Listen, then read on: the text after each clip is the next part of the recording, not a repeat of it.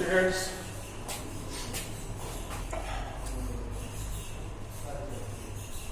अभी तक हम लोगों ने न्यूटन सेकंड लॉ का एप्लीकेशन पढ़ा। वास्तव में सेकंड लॉ ही रियल लॉ। तो न्यूटन सेकंड लॉ इज लिखते हैं, मैंने डाले Newton second law is real law of Laplace.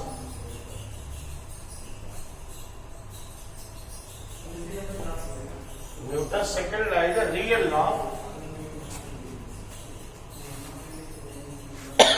Of motion. Second law is the real law of motion. Real law of motion.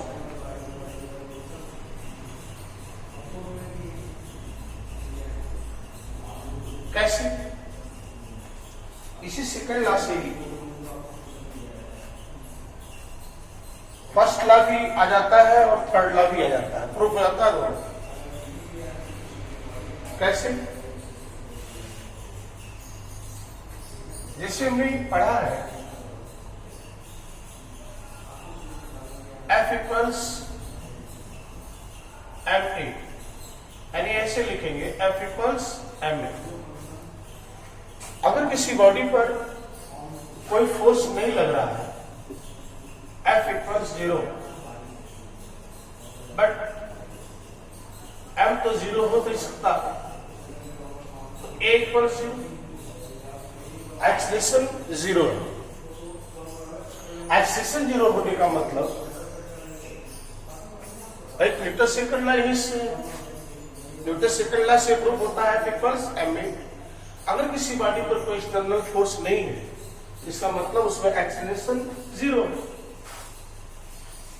या ऐसे भी लिख सकते हो, ये होता है dv बाई dt इक्वल्स 0, यानी dv equals 0, change in velocity 0, mesh velocity constant.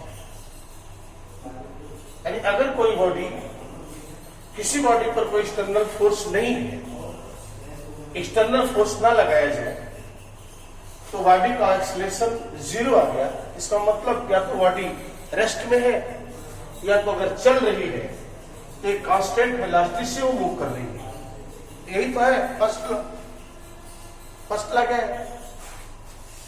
अगर बॉडी रेस्ट में है तो रेस्ट में होगी, मूव कर रही है अगर यूनिफॉर्म स्पीड से, तो यूनिफॉर्म वेलोसिटी से मूव करती रहेगी जब तक उस पर कोई एक्सटर्नल फोर्स ना लगाया जाए। In the absence of external force, acceleration is 0, that is body is at rest और moving with constant velocity along straight line. ये फर्स्ट लॉ प्रूफ होता है सेकेंड लॉ से। थर्ड लॉ भी प्रूव कर सकते हैं। जैसे मान लो दो बॉडी, एक का मास m1 है, दूसरे का मास m2 है, दोनों आइसोलेटेड है, मतलब और कोई तीसरी बॉडी इनके बीच में नहीं है, तो आप कह सकते हो अगर बॉडी A है, बॉडी B, बॉडी ए पर लगने वाला फोर्स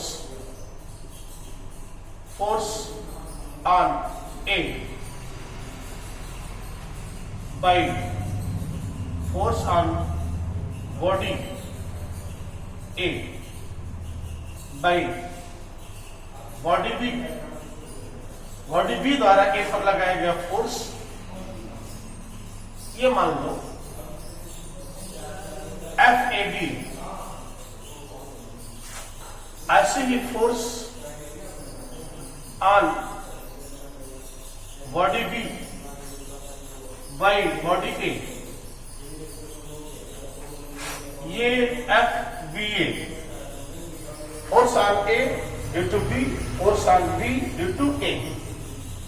आपने पढ़ा है ये होता क्या है, delta P by delta T, Newton second law, या इसको लिखा जा सकता है डीपी बाई डी टी। ऐसे ही P1 P2 कर लो, delta P2 by delta T या dP2 by dt, rate of change of momentum equals applied force on the body. तो अगर हम FAB प्लस FB ये दोनों ऐड कर दें तो होगा क्या, dP1 by dt plus dP2 by dt, या इस तरह से भी लिख सकते हो FAB plus FBA equals d by dt of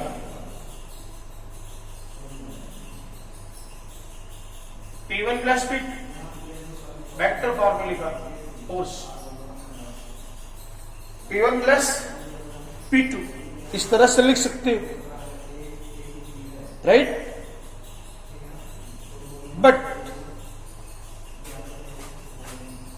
in the absence of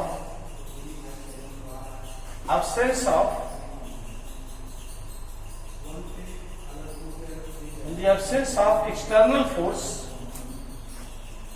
rate of change of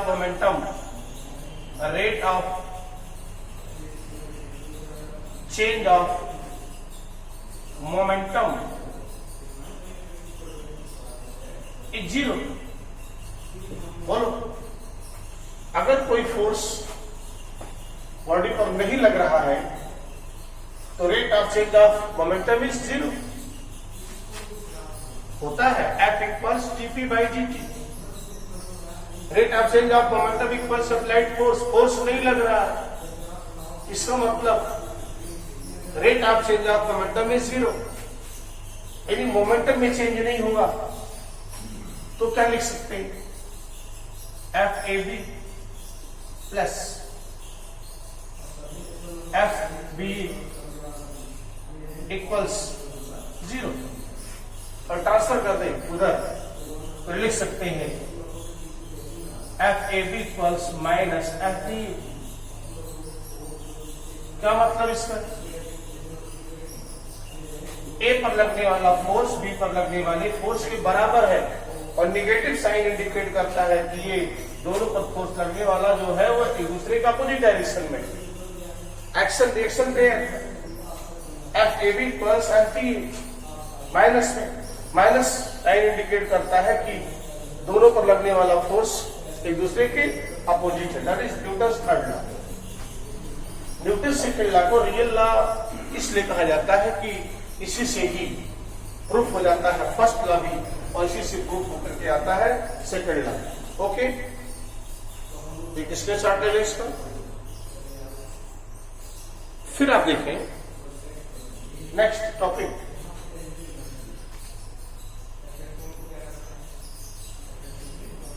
law of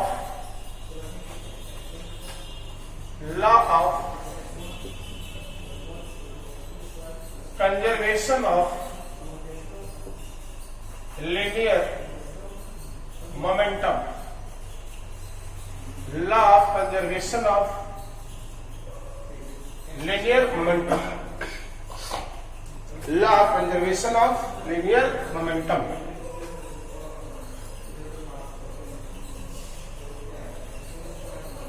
law of conservation of linear momentum, जिसमें मान लो दो बॉडीज हैं या दो पार्टिकल हैं, ऐसे इनके मास है m1 m2, मास m1 m2 है, और दोनों v1 v2 में इलास्टिसिटी चल रही है। तो एक का मोमेंटम हुआ P1, दूसरे का मोमेंटम मान लो P2, मोमेंटम। तो टोटल मोमेंटम कितना हुआ? Momentum of system P equals लिख सकते हो P1 प्लस P2, या इसको ऐसे लिख सकते हो rate of change of momentum को लिखा जाएगा dp by dt equals dp1 by dt plus dp2 by dt। दोनों बॉडी के मोमेंटम में होने वाले चेंज का rate equals rate of change of momentum of the system is equals rate of change of momentum body m1, rate of change of momentum of body m2। But हमें पता है dp1 by dt is written as f1, पहली body को लगने वाला force, and dp2 by dt is written as f2। तो ये हो जाएगा dp by dt equals f1 plus f2, दोनों बॉडी पर लगने वाली force. dp1 by dt equals f1, dp2 by dt equals f2। तो total rate of change of momentum of this system equals f1 plus f2, where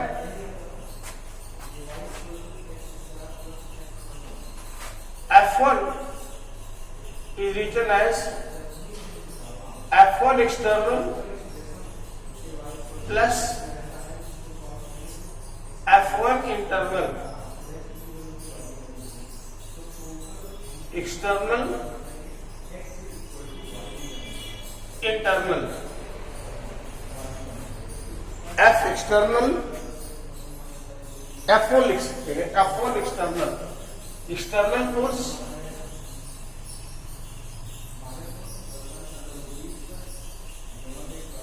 plus f1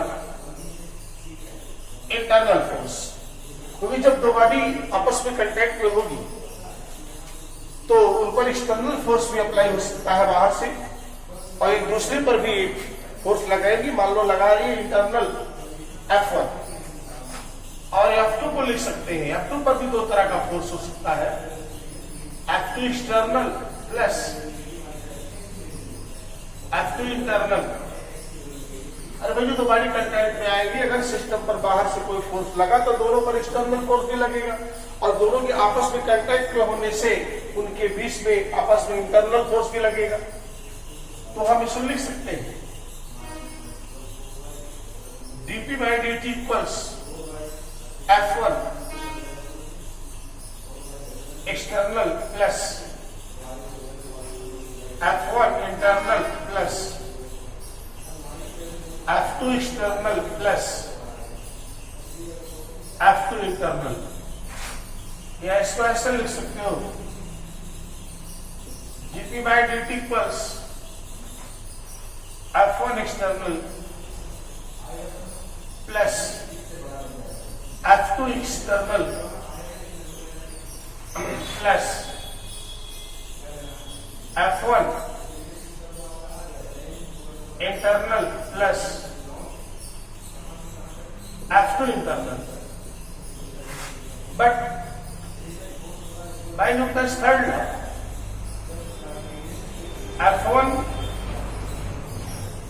internal equals minus f2 internal.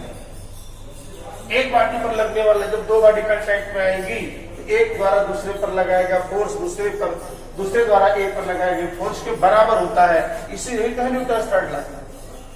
दो body contact में आएगी, एक body पर जो force लगेगा उतनी ही force दूसरी बॉडी उस पर लगाएगी, यानी f1 equals minus f2 internal. तो अगर ये माइनस में है तो इधर ले आओगे तो इसका वैल्यू में 0। f1 internal plus f2 internal equal 0 transfer किया, यहां हो गया 0, तो आ गया dt by dt equals F1 external plus F2 external, या इसको लिख सकते हो dt by dt equals F external, पूरे सिस्टम पर लगने वाले एक्सटर्नल फोर्स के बराबर होता है rate of change of momentum of this system. System is made of many particles, यहाँ दो बॉडी है तो दोनों बॉडी का मिला करके मोमेंटम का rate of change of momentum equals F external. किसी बॉडी पे rate of change of momentum equals external force applied on the body, but if F external is 0, तो क्या लिखेंगे dp by dt इक्वल्स 0, यहां 0, इसका मतलब dp equals 0 makes p equals constant, momentum constant रहता है। In the absence of any external force, linear momentum of this system is constant, that is conserved. This principle is called law of conservation of linear momentum. उसे shortcut में अगर आप समझे ये सब external internal अगर में ना जाए तो भी आप देखिए क्या होता है। अभी आपने पढ़ा है rate of change of momentum dp by dt equals f होता है। किसी सिस्टम कई पार्टिकल से बने हुए सिस्टम का rate of change of momentum equals applied external force on the body of the system, that is second law of motion. If F external is 0, अगर मान लीजिए बॉडी पर कोई एक्सटर्नल फोर्स नहीं लग रहा, इसका मतलब हुआ dp by dt इक्वल्स 0, इसका मतलब हुआ dp इक्वल्स 0, और इसका मतलब हुआ p equals constant. dp means change in momentum, 0 means momentum is constant. Then in absence of any external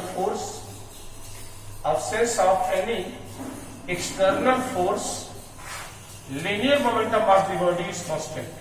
Linear momentum of a body is constant. That is called law of conservation of linear momentum. Law of conservation of linear momentum. Okay. अब हम पढ़ेंगे impulse of a force. Impulse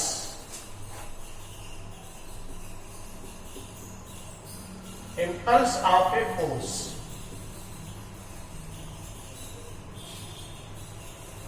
impulse क्या होता है इसके बारे में पढ़ेंगे।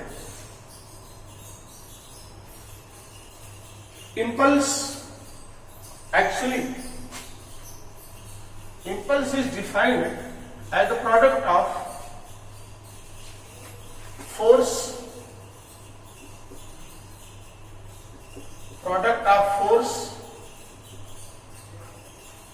multiplied by time interval. Mathematically, impulse is equal to the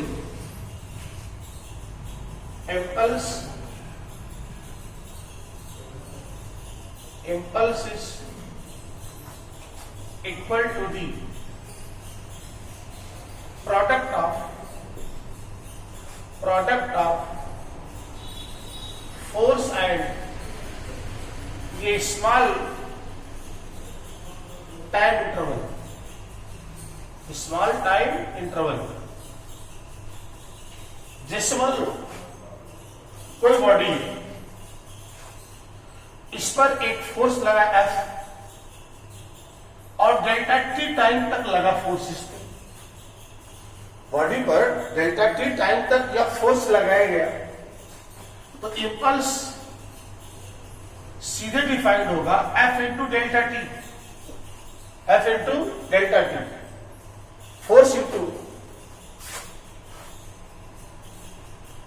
time interval, force into time interval. J से लिखते हैं J equals F into delta T, F into delta T, और इसी को हम dt भी लिख सकते हैं। अगर हमें मान लो J equals F equals M A into delta T, A भी आपको पता है J इक्वल्स एम ए होता है delta V by delta T, rate of change of velocity. Impulse of a body is equal to the, mathematically impulse is equal to the product of force and small time interval। किसी body पर कोई force जितने time तक लगाया गया तो force और उस टाइम इंटरवल के मल्टीप्लाई को कहा जाता है impulse. And impulse equals force into time interval F into T. F को लिख सकते हैं एम इनटू ए और ए को लिखा जा सकता है delta B by delta T. यहां देखोगे delta T cancel, J equals M into delta V. What is delta V? Change in velocity, change in velocity. मान लो यू वेलोसिटी से चल रही थी, एफ फोर्स लगाया डेल्टा टी टाइम तक, जब बॉडी यहां पहुंची तो वेलोसिटी हो गई वी। इनिशियल वेलोसिटी क्या थी? यू, फोर्स लगा डेल्टा टी टाइम इंटरवल तक, उसकी वेलोसिटी यू से चेंज हो गई, कितनी हो गई? वी। तो चेंज कितने का आया? V minus you.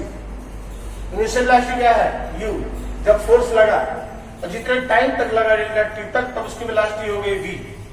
पहले वेलोसिटी थी यू, बाद में हो गई वी, चेंज कितने का आया? V minus U. तो चेंज इन वेलोसिटी आएगा वी माइनस यू, या इसको लिख सकते हैं M B minus M U. What is M B? Momentum, final momentum. M U initial momentum. Mass m है तो इनिशियल मोमेंटम है m into U, momentum mass into velocity. बाद में इसका मोमेंटम होगा M V, initial momentum M U, delta T time के बाद final momentum M we, तो change in momentum M V minus M U लिखा जाता है डेल्टा पी, डेल्टा पी। तो इंपल्स को ऐसे भी डिफाइन कर सकते हैं, impulse of the body is equal to the change in momentum of the body.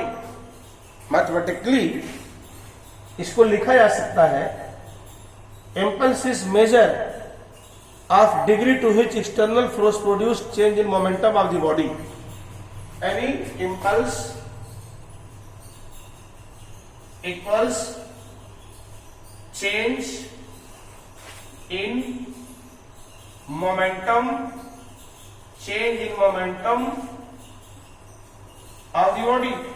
impulse ये भी लिखा जा सकता है impulse equals force into time interval। दोनों फार्मूले लिखे जा सकते हैं। इसका अगर आप यूनिट की बात करो तो यूनिट कई तरह से लिख सकते हो। इंपल्स की यूनिट वही होगी जो मोमेंटम की होती है। अरे मोमेंटम, चेंज इन मोमेंटम जो यूनिट होगा वही इंपल्स का होगा। तो यूनिट अगर हम लिखें, यूनिट ऑफ इंपल्स यहां से अगर लिखोगे तो होगा न्यूटन सेकेंड, न्यूटन सेकेंड, ऐसे न्यूटन सेकेंड। यहां से लिखोगे तो मोमेंटम का जो यूनिट होता है किलोग्राम मीटर पर सेकेंड, किलोग्राम मीटर पर सेकेंड ये यूनिट है। या न्यूटन सेकेंड लिखो या किलोग्राम मीटर पर सेकेंड लिखो, दोनों आप लिख सकते हो। Impulse equals change in momentum, right. Dimension भी निकाल सकते हो, यहीं से डायमेंशन भी निकालते हैं। इसका निकाला था उस समय केजी मास, मीटर में लेंथ, टाइम में सेकेंड, डायमेंशन फार्मूला होता है mL⁻⁻1, mL⁻⁻1। ओके, अभी इसे अगर देखो,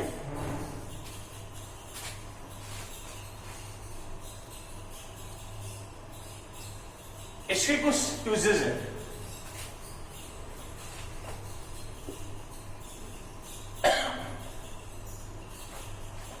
रेशियो ऑफ आयतन delta P by delta T, और इसी एफ इंटू डेल्टा टी ये होता है delta P। Rate of change of momentum equals F into delta T. NEF को लिखा जाता है dP by dt। Time interval कम है, अगर किसी बॉडी का मोमेंटम चेंज होने में बहुत कम टाइम इंटरवल लग रहा है तो उस बॉडी पर लगाया गया फोर्स बहुत अधिक होगा। जैसे आप किसी हाइट से साइड में जंप करें, एक बार फ्लोर पे जंप करें तो फोर्स कब ज्यादा लगेगा, मतलब चोट ज्यादा कब आएगी, जब आप फ्लोर पे गिरेंगे। क्यों? जब आप किसी हाइट से गिरेंगे, जो भी मोमेंटम होगा गिरते समय, जैसे गिरेंगे फ्लोर पे, पक्का फ्लोर पे, तो उस समय तुरंत आपका मोमेंटम जीरो हो जाएगा, वेलोसिटी तुरंत जीरो। जैसे गिरे वेलोसिटी जीरो, यानी वेलोसिटी को जीरो होने में टाइम बहुत कम लगेगा, और टाइम कम लगेगा तो फोर्स ज्यादा लगेगा, चोट ज्यादा आएगी। लेकिन अगर सैंड में जंप करें तो जैसे सैंड में पड़ेंगे तो वेलोसिटी जीरो नहीं होगी, थोड़ा सा आप नीचे जाएंगे, सैंड धसेगा, नीचे की तरफ जाएंगे तो वेलोसिटी को जीरो करने में टाइम थोड़ा बढ़ जाएगा, ज्यादा टाइम लगेगा, और टाइम ज्यादा लगेगा तो फोर्स कम लगेगा, मतलब चोट कम आएगी। साकर, गाड़ियों में जो साकर लगाए जाते हैं वो सब साकर मतलब शॉक अब्जॉर्बर इसी बेस पे काम करता है। जब कहीं कोई जंपिंग आती है तो उसको थोड़ा सा मोमेंटम जीरो होने में, मोमेंटम चेंज होने में टाइम बढ़ जाता है, और जब टाइम बढ़ जाएगा तो फोर्स कम लगेगा, चोट कम आती है, झटके कम लगते हैं। सॉकर भी इसी प्रिंसिपल पे भी काम करता है। अगर आपने देखा होगा जो क्रिकेट से फेंकी गई बॉल को क्रिकेटर जब कैच करते हैं तो ऐसा नहीं कि बॉल आ रही है हाथ यहीं पर रखा हुआ है रिजिड, अगर रिजिड यहाँ पर रखा हुआ है तो आएगा उसके वेलोसिटी सारी मोमेंटम है, एकाएक मोमेंटम जीरो हो जाएगा, एकाएक मोमेंटम जीरो हो जाएगा, टाइम बहुत कम लगेगा, तो बहुत कम टाइम में मोमेंटम जीरो हो गया तो फोर्स ज्यादा लगेगा, मतलब चोट ज्यादा लगेगी। लेकिन कैच करते समय अगर बॉल ऐसे करके करें, ऐसे मतलब यहाँ टच किया और उसका वेलोसिटी जीरो होने में थोड़ा टाइम आपने ले लिया, टाइम बढ़ा दिया, यहाँ रिजिड रखेंगे, एकाएक बॉल लगेगा, एकाएक वेलोसिटी जीरो, मोमेंटम जीरो हुआ, टाइम बहुत कम, इसका मतलब फोर्स ज्यादा, चोट ज्यादा। अगर आपने इसको थोड़ा सा पीछे खींचा इतना दूर तक तो यहां तक लाने में आपका टाइम इंटरवल बढ़ गया, जो टाइम इंटरवल बढ़ेगा उसको मोमेंटम जीरो करने में तो फोर्स कम लगेगा, इसका मतलब चोट कम आती है, चोट कम आती है। ये सब इसके एग्जाम्पल्स हो सकते हैं। इसके अलावा ये भी देखा होगा ट्रेन में जो बोगियां लगाई जाती है, ट्रेन में जो बोगी लगाई जाती है, एक दूसरी तीसरी, तो आपने देखा होगा उस बीच में, दोनों बोगियों के बीच में इस तरह का एक साकर वाला सिस्टम लगता है, ऐसे उसे कहा जाता बफर्स, बफर। जैसे साकर यहां होता है, साकर मोटरसाइकिल में, कार में, इन जगहों पर साकर लगते हैं। अगर साइकिल में साकर लग के आता है, लेकिन जब ट्रेन मान लीजिए स्पीड में जा रही है, ब्रेक लगाया तो मोमेंटम तो सभी बोगियों में है, जब ब्रेक लगाता है तो पीछे वाली बोगी आगे दबाती है, अगर एकाएक झटका दे, एकाएक मोमेंटम जीरो हो, उससे साकर ना लगे, उस साकर को वहां बोलते हैं बफर। तो क्या करता है, दोनों बोगियों के बीच में जो बफर लगाए जाते हैं, जब मोमेंटम चेंज होता है तो उसको मोमेंटम चेंज होने में, ब्रेक लगा, वेलोसिटी बढ़ी या घटी, उसको थोड़ा सा टाइम इंटरवल लग जाता है, उसी में धंसता है, एक कंप्रेस होता है, इधर से ऐसे होता है, ऐसे दोनों साइड से लगा होता है, ऐसे आपने देखा होगा, इस तरह से लगा होता है, दोनों ऐसे टच रहते हैं। जब वाले मोमेंटम चेंज हुआ तो अगर वाले तेजी से आ रहा है, इसको थोड़ा सा अंदर की तरफ दबता है, साकर जैसा, इसी को बफर कहते हैं। ऐसा इसलिए लगाया जाता है जिससे बोगियों में झटके कम लगे। तो ये सब अगर किसी बॉडी का मोमेंटम बहुत कम टाइम इंटरवल में चेंज हो रहा है तो उस बॉडी पर फोर्स ज्यादा लगेगा, अगर मोमेंटम को चेंज होने में टाइम बढ़ जाता है तो फोर्स कम लगता है। ओके, तो आज इतना ही, फिर आगे हम अगले लेक्चर में पढ़ेंगे apparent weights of body inside the lift. Okay, thank you.